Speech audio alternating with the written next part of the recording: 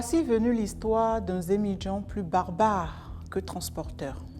Bienvenue dans ce nouveau numéro des Échos de la Criette. Ce soir, notre regard se tourne vers le département de Lomé pour décrypter une agression révoltante commise par quelqu'un dont la profession est pourtant ancrée dans le quotidien et la confiance des citoyens.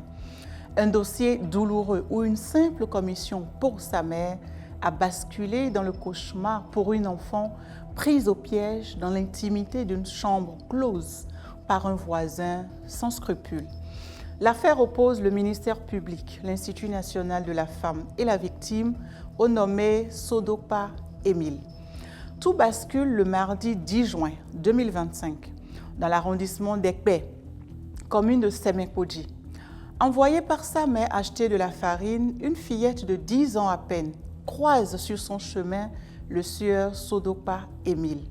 Cet homme de 30 ans, conducteur de taxi-moto de profession, n'est pas un inconnu puisqu'il réside dans le même quartier.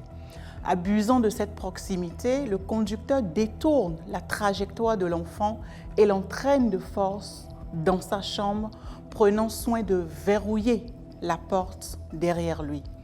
L'enfer commence. Devant les pleurs et le refus courageux de la petite victime de se plier au bon vouloir de son bourreau, la bête se réveille. Usant de sa supériorité physique, Sodopa Émile jette la fillette au sol et abuse sexuellement d'elle, brisant la candeur de son enfance.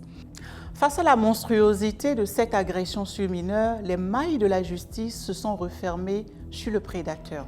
En première instance, le 28 janvier 2025, le tribunal le reconnaît coupable et le condamne à une peine de 10 ans d'emprisonnement, dont 7 fermes. À cette sentence s'ajoute une amende d'1 million de francs ainsi que 500 000 francs de dommages et intérêts pour la victime et le franc symbolique pour l'Institut national de la femme. Espérant obtenir une réduction de sa peine, le prévenu interjette appel contre cette décision. Mais le verdict de la Chambre d'appel de la Cour de répression des infractions économiques et du terrorisme, rendu le 20 mai 2026, est venu doucher ses espoirs. La Cour a confirmé la première décision en toutes ses dispositions, maintenant l'agresseur face à la sévérité de sa peine.